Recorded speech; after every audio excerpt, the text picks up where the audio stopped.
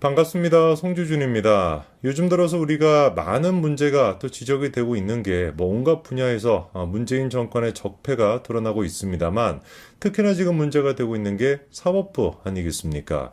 사법부가 보여주고 있는 내로남불, 예컨대 이제 박근혜 정부 당시 그 탄핵, 그 전국을 생각을 해봤을 때 얼마나 빠르게 재판이 이루어졌는지, 그리고 정작 문재인에 대한 그런 어떤 주요 인사들에 대한 재판은 얼마나 느리게 진행이 되고 있는지, 조국도 그렇고요, 정영식도 마찬가지였고요, 그리고 한두 사람이겠습니까? 누굽니까? 윤미향 이런 인간도 마찬가지인 것이고, 최강욱도 그렇고, 온갖 진짜 잡스러운 인간들이 박근혜 정부 당시의 사법부였다라고 한다면 진작에 국회의원직을 잃었을 법한 인간들인데, 다 지금 다음 총선까지 버팅겨가지고 국회의원직을 유지할 수 있는 그런 상태인 거 아니겠습니까? 정말로 사법부가 개혁의 대상이다라고 하는 얘기가 옛날부터 나왔었는데, 이번에도 우리가 또다시 확인할 수 있는 그런 결과가 나왔죠. 여러분 알고 계시는 것처럼 박영수 전 특검에 대해 가지고 검찰이 기소를 했었습니다. 그러니까 이제 대장동의 일당들과 박영수가 결탁이 돼가지고 200억 가까이 되는 그런 뇌물 아닌 뇌물에 대한 약정을 받았고, 현금으로 받은 것만 해도 8억 가까이나 된다. 이런 식의 혐의들이 돼가지고 박영수 전 특검에 대한 기소가 이루어졌었는데, 어떻게 된 것인지 이번에 결국에 법원이 박영수 전 특검에 대한 기소를 기각을 한 상태입니다. 구속 기소가 왜 도대체 기각이 됐는지 그 배경부터 우리가 쭉 살펴봐야 될 것 같은데, 일단 범죄 혐의를 봤었을 때는 아까 말씀을 드린 것처럼 200억에 대한 약정을 받았다라는 것부터 시작해서 여러 가지가 있었습니다. 근데 여기서 우리가 눈에 띄는 게 뭐냐면, 당시 이제 구속 기소를 할 때 결정적인 계기가 됐던 게 김만배 씨의 진술이었거든요. 그 김만배 진술을 기반으로 해가지고 박영수에 대한 구속 기소가 이루어졌고, 물론 이제 김만배 한 사람만은 아닙니다. 남욱 또한 마찬가지로 박영수 특검과 연관이 되어 있죠. 원래 제일 처음 연관이 돼 있던 게 남욱이었고, 남욱이 이제 검찰 조사 대상이 되다 보니까 자기가 이제 대장동이랑 엮여 있으면 문제가 될 것 같다라고 판단해서 인수인계를 해줬던 사람이 김만배 아니겠습니까? 그러니까 이제 인수인계를 해줬다라고 하는 남욱, 그리고 인수인계를 받았다라고 하는 김만배, 그리고 다른 사람도 아니고 지금까지 싹 다 그냥 모르쇠로 일관해왔던 김만배, 그 김만배랑 남욱 두 사람의 진술이 일치하다 보니까 이거를 기반으로 해서 이제 검찰에 구속 기소를 했던 것인데, 어떻게 된 것인지 법원이 이번에 놀랍게도 그런 어떤 구속영장을 기각을 시켰습니다. 이유는 이제 지나친 방어권이 제한이 된다라는 것인데, 법원에 일단 얘기를 들어보니까 피의자의 직무해당성 여부, 금품의 실제 수수 여부, 금품 제공 약속의 성립 여부 등 이런 것들에 대한 사실적, 법률적 측면에서 다툼의 여지가 있는 점에 비춰 현 시점에서 피의자를 구속하는 것은 피의자의 방어권을 지나치게 제한한다, 이렇게 얘기하고 있죠. 일단 저는 납득할 수가 없습니다. 왜냐하면 김만배란 남욱 두 사람의 진술이 일치했다라고 하는 것만 보더라도 사실상 범죄 혐의 대부분이 이제 드러났다라고 봐도 무방할 것 같은데, 일단 법원이 판단하기에는 사실의 다툼 여지가 있다라는 거죠. 그 얘기는 바꿔 얘기해서 법원이 보기에는 김만배의 진술을 믿을 수가 없다라는 얘기입니다. 김만배의 진술만을 가지고 어떻게 이제 법원이 그렇게 한 사람에 대한 구속영장을 청구할 수가 있냐, 이런 식으로 이제 반대를 했다라는 것인데, 글쎄요, 저는 좀 이해가 잘 안 돼요. 왜냐면은 김만배 씨의 말만 있는 것이 아니고, 원래 우리가 구속영장을 청구를 할 때 또 중요한 기반이 되는 게 뭐겠습니까?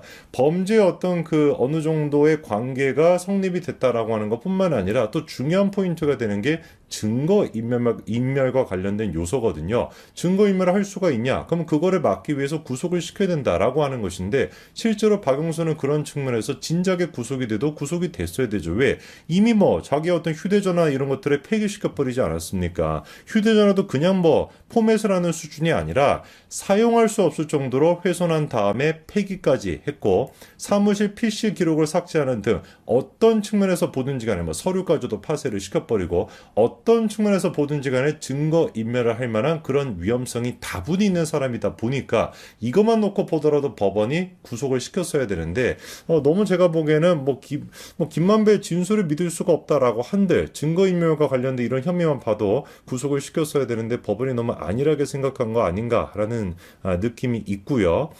그리고 이제 검찰이 이번에 구속영장을 청구할 때 김만배 씨의 진술만을 가지고 했을 리가 있겠습니까? 증거 또한 마찬가지로 있었습니다. 압수수색 과정에서 발견했던 변호사협회 선거 자금은 문제가 될 수 있다라고 하는 취지의 메모까지도 발견했거든요. 그러니까 이 변호사협회 선거 자금이라고 하는 게 뭐였습니까? 김만배 씨 측으로부터 3억을 받았다. 선거 자금 3억을 받았다. 이거 아니겠습니까? 그런데 이제 지금 뭐 박영수에 대한 그 메모를 지금 보니까 선거 자금에 문제가 될 수 있음이라고 하는 말이 적혀 있다라는 거예요. 왜 문제가 되겠습니까? 불법적으로 받은 돈이니까 문제가 되는 것이지. 무슨 뭐가 딴 게 문제가 될 수가 있겠냐고요. 이런 명백한 증거가 있음에도 불구하고 이거 한 가지만 놓고 보더라도 사실관계 어느 정도 확인이 됐고 증거인멸했다라는 것도 명확한 상태인데 구속을 시키지 않았다. 저는 좀 이해하기가 어렵습니다. 그리고 우리가 또 한 사람을 지켜봐야 되는데 이 사람이 이제 양재식이라고 하는 사람이에요. 이게 이제 박영수 특검의 최측근이라고 하는 사람인데 이 사람에 대한 구속영장까지도 마찬가지로 이번에 법원이 기각을 한 상태입니다.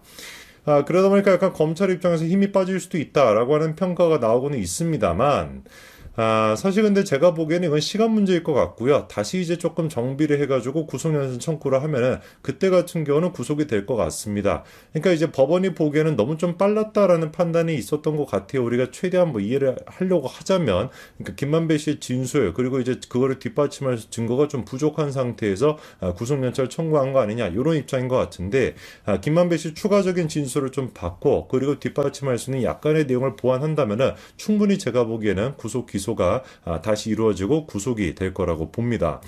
그리고 이렇다라 그래서 지금 막 개탈들이 환호를 하고 지금 막 클리앙이나 이런 데서 막 난리가 났는데 그럴 지금 상황이 전혀 아닙니다. 다른 요소를 생각해 봤었을 때 지금 이제 박영수를 걱정을 할 것이 아니라 이재명 본인 스스로를 걱정해야 돼요. 왜냐? 일전에 일단 검찰이 김인석 씨에 대한 구속영장을 마찬가지로 구속 기소를 한 상태 아니겠습니까?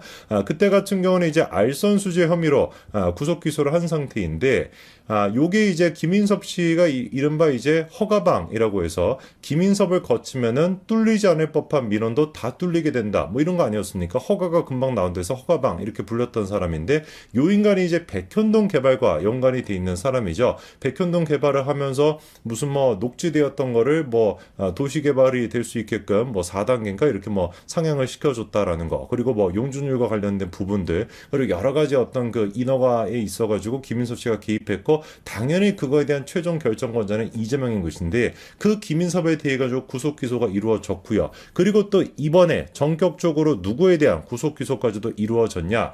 백현동 사업자에 대한 구속 기소까지도 이루어졌습니다. 이 백현동 사업자가 다른 사람이 아니라 딱 이번에 김인섭 씨가 개입이 돼 있다라고 하는 그 부지 아까 전에 뭐 용도 변경이 됐거나 뭐 용적률이 됐거나 이런 식의 것들을 통해서 도시 개발이 이루어지고 아파트 개발이 이루어지고 그거로부터 480억 가까이 되는 횡령과 배임을 저질렀다라고 하는 혐의를 받고 있던 사람이 고 이제 사업자인데 이 사람에 대한 구속 기소까지도 이루어진 상태입니다. 그럼 생각해 보십시오. 실무진에 대한 구속 기소도 이루어져야 되겠죠. 그거를 결정을 내린 그 사람이 바로 누굽니까? 정진상이 되는 거겠죠. 그렇기 때문에 대번에 지금 나오고 있는 얘기가 이재명으로 가는 길 어쩔 수 없이 정진상으로 통할 수밖에 없고 다시금 검찰이 정진상 턴미까지 쫓아왔다라는 겁니다.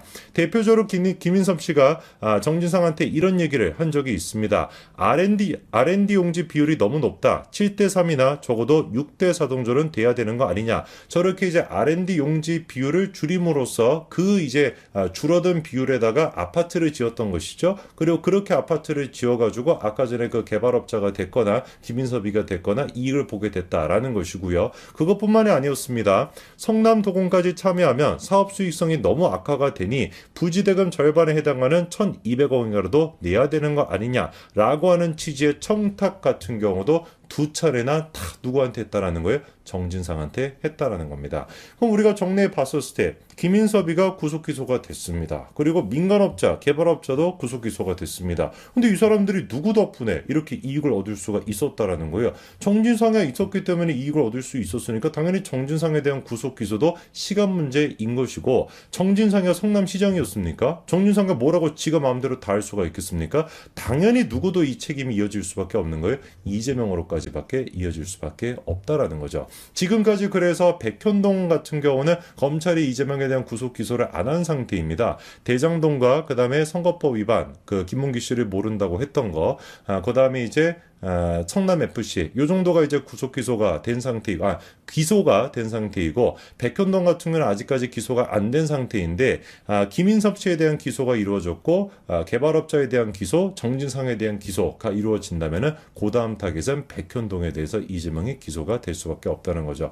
이거를 뭐라고 해야 됩니까? 트리플 크라운은 아니죠. 이미 3관왕을 달성을 했으니까 4관왕은 영어로 뭐라고 하는지 잘 모르겠네. 근데 문제가 4관왕이 되는 거에서 끝나지 않죠. 5관왕, 6관왕까지도 남아 있습니다. 정자동과 관련된 문제도 있고요. 그리고 위례 신도시 뭐 이런 것까지도 남아 있으니까 글쎄요. 제가 보기엔 우리 이재명 대표가 기네스 신기록이라도 세우시려고 하는지 야당 대표로서 검찰에 기소가 된 횟수가 제일 많은 사람 이재명 뭐 이거를 노리시는 건지 뭔지는 모르겠습니다만 그 기록 얼마 안 가면 획득하실 수 있을 것 같습니다. 그때 제가 빵파레를 좀 불고요. 그리고 실제로 구속이 됐었을 때 잔치국수로 마무리를 하겠습니다.